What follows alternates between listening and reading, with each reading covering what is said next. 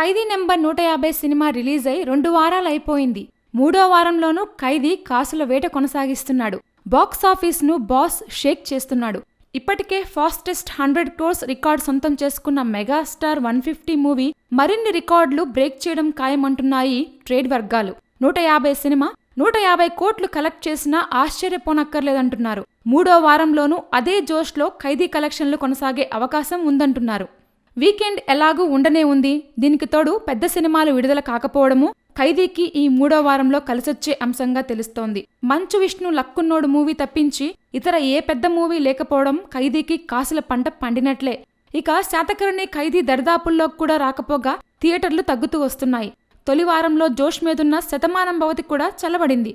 దీంతో 3వ వారము ఖైదీదేనంటున్నారు. పోటీలో వచ్చిన రన్నింగ్ సినిమాలు వీక్ కావడం, కొత్తగా పెద్ద సినిమాలు ఏవీ రాకపోవడం, రిలీజ్ అయిన చిన్న సినిమాలు అంతగా ఆకట్టుకోకపోవడంతో ఖైదీకి ఎదురులేదనే టాక్.